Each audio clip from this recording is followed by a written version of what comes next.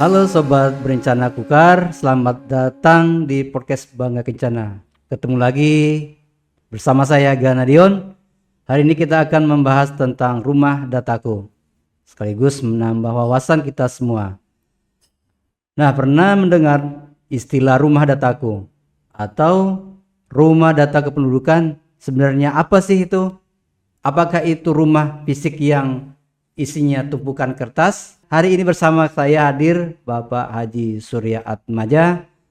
Beliau adalah Kepala Bidang Pengendalian Penduduk Dinas Pengendalian Penduduk Keluarga Berencana Kabupaten Kutai Kartanegara. Selamat datang Pak, selamat pagi. Selamat pagi menjelang siang ya. Salamnya Pak. Ya. Selamat pagi, pagi, Oke, luar boleh, biasa. boleh. Selamat pagi. Selamat pagi. Pagi, luar biasa. Mantap, mantap, mantap, mantap. Tambah gagah menit tentu itu. Semangat. Baik Pak, ya, silakan untuk mengawali podcast kita pagi hari ini terkait dengan rumah data kependudukan atau rumah dataku.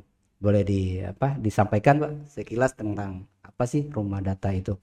Oke, terima kasih Bung Ganadion. Assalamualaikum warahmatullahi wabarakatuh. Salam sejahtera untuk kita semua. Selamat pagi menjelang siang seluruh pemirsa keluarga berencana berkualitas dan berencana itu keren. Sesuai dengan apa yang disampaikan narasumber host tadi, bahwa kita hari ini akan diskusi berkenaan dengan rumah dataku. Ya, rumah dataku ini merupakan penerjemahan dari rumah data kependudukan ya. Salah satu rumah data kependudukan ini salah satu kelompok kegiatan. Sebenarnya kelompok kegiatan yang ada di masyarakat, yang ada di kelurahan dan desa, yang mempunyai tugas untuk melaksanakan kegiatan pendataan, verifikasi, kemudian analisis dan penyajian data-data yang dilakukan oleh kawan-kawan yang ada di desa dan kecamatan. Jadi konsepnya adalah rumah dataku ini adalah suatu organisasi kelompok masyarakat dari masyarakat yang dilaksanakan oleh masyarakat itu, dan itu juga untuk masyarakat itu sendiri. Jadi konsepnya adalah pemberdayaan masyarakat untuk masyarakat itu sendiri. Dari masyarakat, ya, oleh masyarakat, dan untuk masyarakat. Untuk masyarakat. Itu ya Pak ya. Ya. Baik Pak, dari penjelasan tadi, dari penjelasan Bapak tadi, rumah dataku adalah dalam pembentukan tentunya ada dasar hukum atau regulasi yang mengatur atau yang mendasari pembentukan data tersebut. Bisa disampaikan Pak, penjelasan hukumnya apa-apa saja? Kalau rumah dataku ini, dasar hukumnya kita sama-sama tahu bahwa untuk kependudukan ini kan dasarnya adalah Undang-Undang Nomor 52 tahun 2009 tentang perkembangan kependudukan dan keluarga berencana. Itu salah satu pokok kebijakan regulasi yang mendasari semua kebijakan-kebijakan berkenaan dengan kependudukan. Kemudian ada Impres nomor 3 tahun 2022 tentang optimalisasi penyelenggaraan Kampung KB. Jadi sebenarnya rumah dataku ini adalah salah satu poktan yang memang beraktivitas di Kampung KB, yaitu Kampung Keluarga Berkualitas. Mungkin itu regulasi yang mendasari kegiatan-kegiatan rumah dataku yang ada di desa dan kelurahan. Baik Pak, jadi ini biasanya di desa atau kelurahan, kenapa kita butuh data sedetail itu sampai ke tingkat paling bawah? Ini mungkin ada yang historisnya kenapa kita harus mendapatkan atau data itu memang harus tersedia di tingkat paling bawah? Iya, karena memang data dan informasi ini kan berada di level-level masyarakat ya. Makanya untuk menyusun kebijakan-kebijakan ke depan, memang Pak Bupati sudah mengarahkan kita perangkat daerah itu untuk menguatkan data-data.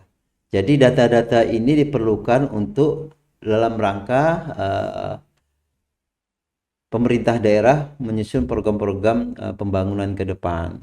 Salah satu adalah kegiatan-kegiatan stunting, kemudian berkenan keluarga berencana, dan mungkin data-data mikro yang ada di masyarakat ini sangat diperlukan menjadi penopang data-data makro yang ada di kabupaten.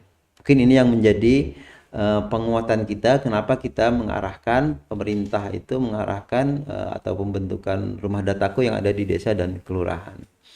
Karena itu sangat sangat dibutuhkan dalam mendukung data-data makro yang ada di pemerintah kabupaten maupun di nasional. Baik, Bapak. Memang kalau dilihat di sini ini ada sedikit, Pak ya, sama mengulas kembali terkait integrasi sesuai dengan integrasi dan konvergensi kegiatan optimalisasi penyelenggaraan kampung KB keluarga berkualitas. Jadi ini dari instruksi presiden tadi Pak yang Bapak sebutkan nomor 3 tahun tentang ini program-programnya sudah sasarannya seperti apa, programnya juga sudah disampaikan di dalam tabel ini. Juga ada kegiatan-kegiatan yang menyokong terkait dengan masalah rumah data kependudukan, tentang pelayanan dokumen kependudukan, ada indikator dan sebagainya, yang ini mungkin sampai dengan 2024 kemarin sudah tercatat data-datanya.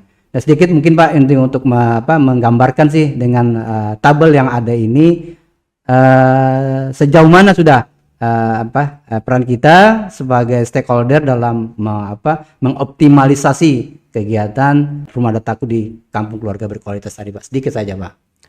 Ya, yang jelas peran kita sebagai perangkat daerah yang melakukan pengendalian kebijakan pembentukan rumah dataku ini, yang jelas kita sudah berupaya untuk melakukan koordinasi dan penguatan-penguatan kepada kawan-kawan di lapangan. Salah satu contoh adalah penguatan kawan-kawan penyuluh KB ya, yang ada yang tersebar di beberapa kecamatan, yang memang setiap penyuluh itu mempunyai wilayah binaannya di beberapa desa dan kelurahan, dan kita sudah mendorong mereka untuk membantu mengoptimalkan dalam proses pembentukan, kemudian pembinaan dan penguatan poktan RDK yang ada di desa dan kelurahan. Dengan kondisi yang ada sekarang ini, kita memang sangat dibatasi ya untuk melakukan penguatan dan pembinaan, tetapi dengan adanya kawan-kawan yang ada di lapangan ini sangat terbantukan sekali. Jadi peran kita hanya menguatkan koordinasi supaya nanti rumah dataku ini ya bisa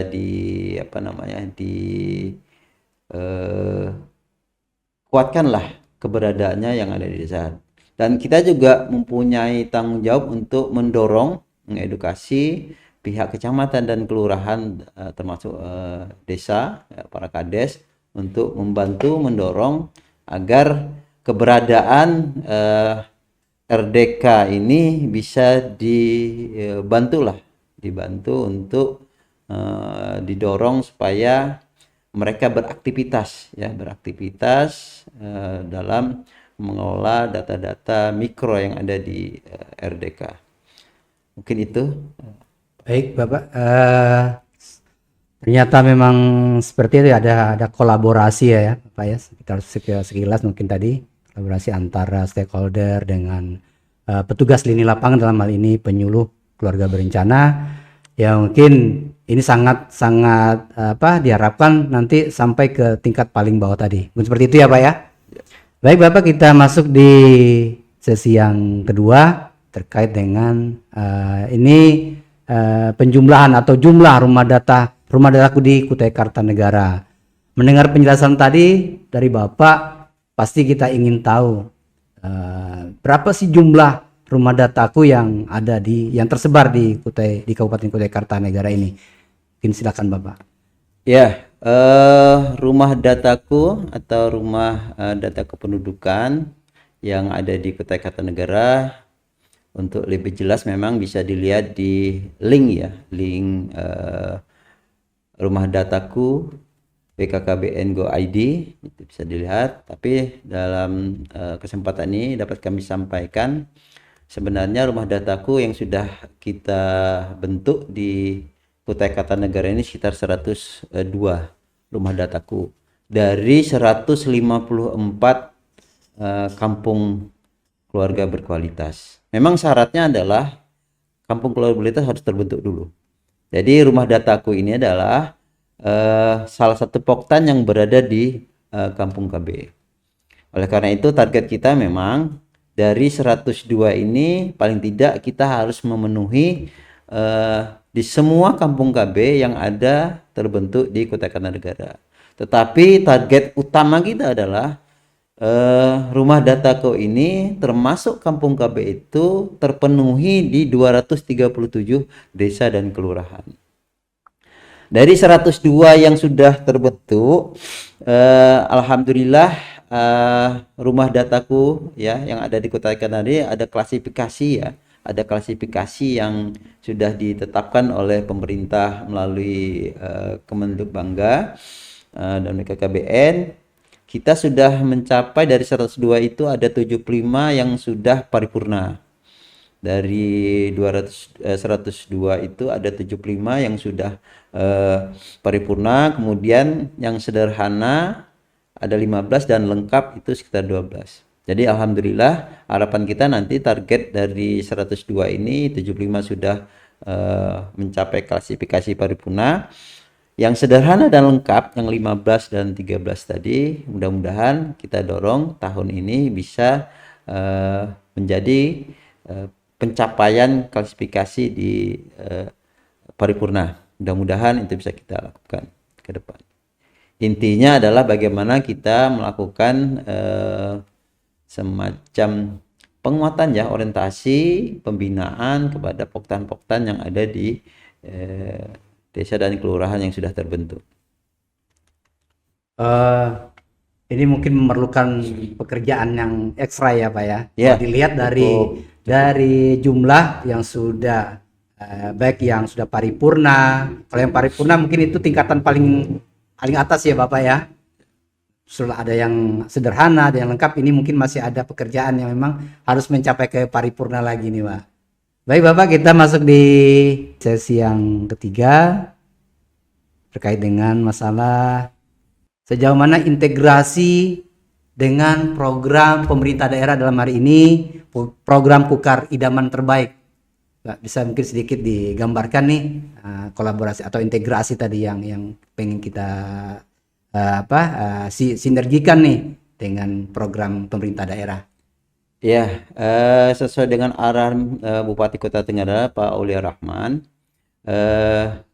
ada visi misi yang harus kita jalankan dalam setiap perangkat daerah, dan kita memang masuk di 17 program dedikasi berkenaan dengan makan bergizi ya, gratis. Makan bergizi gratis.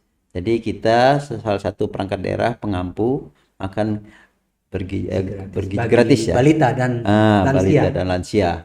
Jadi karena kita punya data itu ya, makanya untuk menjadi sasaran makan bergizi gratis itu, karena sasarannya adalah balita, dan lansia, kita harus menguatkan datanya.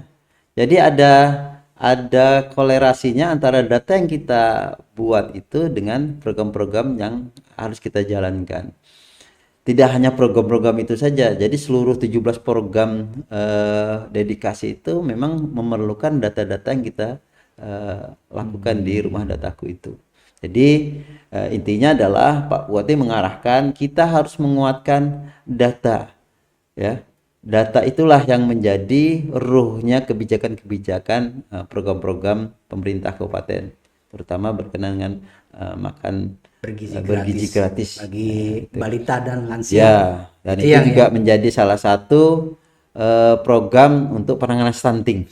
Ya, penanganan stunting. Jadi data-data yang ada di rumah dataku itu sangat diperlukan untuk kita melakukan intervensi-intervensi berkenaan kebijakan-kebijakan tadi ya, program 17 program dedikasi yang ada di Kota Kartanegara. Ya, atau prioritasnya adalah berkenaan makan bergaji gratis, kemudian stunting dan sebagainya lah. Ternyata sangat luas dan cakupannya ya Pak. Iya. Kalau Jadi sangat- dipelajari lagi lebih mendalam terkait dengan tadi itu integrasi dengan program pemerintah daerah dengan stakeholder kita sendiri, yaitu Dinas Pengendalian Penduduk dalam hal menyajikan data untuk yang penerima tadi itu. Dalam artian penerima manfaat dari program Iya.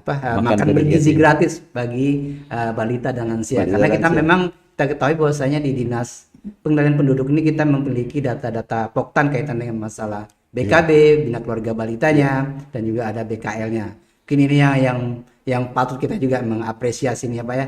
Seandainya ini memang bisa kita laksanakan nih sesuai dengan rule-nya. Seperti itu. Itu sangat penting ya, data kita ini sangat penting dan sangat diperlukan ya. Karena itu sebenarnya optimalisasi berkenaan data yang ada di dataku ini sangat mendukung sekali dengan program-program yang ada di Kota Kartanegara. Baik Pak, mungkin waktunya sudah tidak ini lagi, sudah di penghujung. Mungkin sedikit closing dan kesimpulan nih Pak terkait dengan masalah podcast kita pada pagi hari ini. Silakan Bapak. Ya, harapan kita keberadaan rumah dataku ini sangat penting ya bagi pemerintah kabupaten dalam menyusun program-program kebijakan yang ada di Kota Kartanegara, khususnya menjalankan visi misi pemerintah Kabupaten Kota Kartanegara. Dengan kuatnya data yang ada di tingkat bawah, data-data mikro yang ada di rumah dataku, ini akan menopang data-data makro yang ada di kabupaten, sehingga pemerintah kabupaten memudahkan untuk mendorong program-program itu tepat sasaran ya, sesuai dengan data-data yang kita punyai di lapangan, sehingga apa yang sudah kita harapkan itu bisa berjalan dengan maksimal. Harapan kita ya dengan data ini, rumah dataku ini, paling tidak kita menguatkan organisasi-organisasi yang ada di desa dan kelurahan. Ke depan kita akan berharap ini bisa diwujudkan sesuai dengan visi Bupati, sehingga Kota Kartanegara yang lebih maju dan sejahtera itu bisa diwujudkan dengan mewujudkan data itu untuk membangun desa ke depan. Ya, membangun generasi emas lah, yang harapan Presiden ya tahun 2045 itu generasi emas itu akan terwujud. Mungkin itu ya harapan kita, dan mudah-mudahan perangkat daerah kita menjadi salah satu perangkat daerah yang mempunyai peran penting dalam menyiapkan data-data kependudukan secara umum untuk kebijakan-kebijakan pemerintah kabupaten ke depan. Baik, mungkin sudah habis waktunya ya di pertemuan kita pada season kali ini.